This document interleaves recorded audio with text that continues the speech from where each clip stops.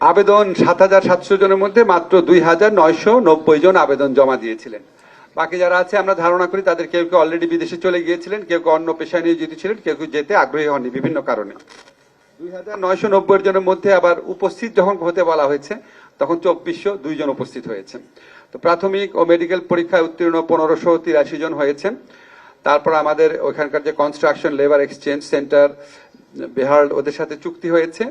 প্রথম ধাপে আপনার ৫০০ জন কর্মী চাহিদা পাওয়া গেছে, কলিং ভিসা সম্পন্ন হয়েছে ৩৬০ জনের। আজকে এই ৩৬০ জনের মধ্যে প্রথম লট হিসাবে আপনারা ৬০ জন যাচ্ছেন। আপনাদের সবার জন্য সবাই একটা হাততালি দেই আমরা। আজকে আমাদের একটা খুব খুশির দিন।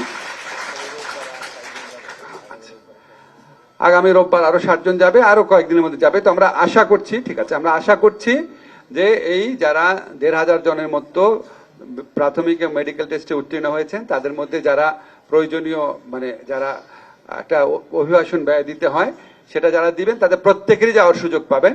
এটা আমাদের জন্য একটা মহানন্দের দিন, কারণ ১৫০০ মানুষ মানে হচ্ছে অন্তত ১৫০০ পরিবার।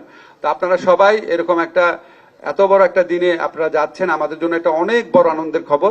আপনাদের কাছে আমার কয়েকটা অনুরোধ আছে। মালয়েশিয়াতে সরেজমিনে ২ বার গিয়েছিলাম, কয়েকটা অনুরোধ করি। একটা হচ্ছে আপনাদের কাজ তো নিশ্চিত আছে, আপনারা এই কোম্পানির কাজ ছেড়ে অন্য কোম্পানিতে কাজ নেওয়ার ব্যবস্থা চেষ্টা করবেন না।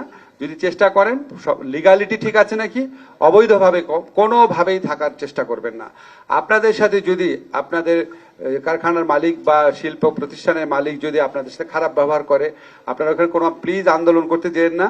আমাদের মালয়েশিয়ায় যে লেবার কাউন্সিলররা আছে তাদের সাথে যোগাযোগ করবেন। যদি দেখেন কোনো সমস্যা হচ্ছে, ওখানে কোনো প্রতিকার পাচ্ছে না, ওএসএল এর সাথে যোগাযোগ করবেন, সরাসরি আমাদের সাথে যোগাযোগ করবেন, এমবেসির সাথে যোগাযোগ করবেন। আর আপনাদের কাছে প্রত্যাশা থাকবে আপনারা বৈধ পথে রেমিটেন্স পাঠাবেন। এটা আপনাদের দেশ, আপনাদের দেশকে গড়ে তোলার জন্য আপনারা যে ভূমিকা রাখছেন সেটা হাজার বর্ণনা করেও শেষ করা যাবে না। আপনাদের প্রতি বাংলাদেশের মানুষ কৃতজ্ঞ, আরো অনেক বেশি কৃতজ্ঞ থাকা উচিত ছিল। আপনারা দেখেন আমরা এই প্রবাসী লাউঞ্জের ব্যবস্থা করেছি, প্রথম দায়িত্ব নেওয়ার ৩-৪ মাসের মাথায় আমরা এই ব্যবস্থাটা করেছি। আরো অনেক পদক্ষেপ দিয়েছি, আজকে সেগুলি বলতে চাচ্ছি না। তবে আজকের এই বিশেষ দিনে আমি বোয়েসেলকে অনেক ধন্যবাদ জানাচ্ছি, আমাদের মন্ত্রণালয়ে যারা আছেন তাদেরকে ধন্যবাদ জানাচ্ছি। অনেকের অনেক পরিশ্রমের ফসল এটা, আমরা সবাই লেগেছিলাম। মালয়েশিয়া যে সরকার আছে তাকে ধন্যবাদ জানাচ্ছি, এবং আমাদের যে মালয়েশিয়া বাংলাদেশে হাই কমিশন আছে তারা সবাই কষ্ট করেছে।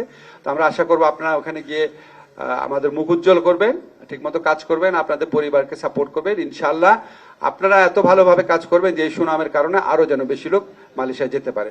সবাই আমাদের জন্য দোয়া করবেন, আমরা আপনাদের দোয়া করবো।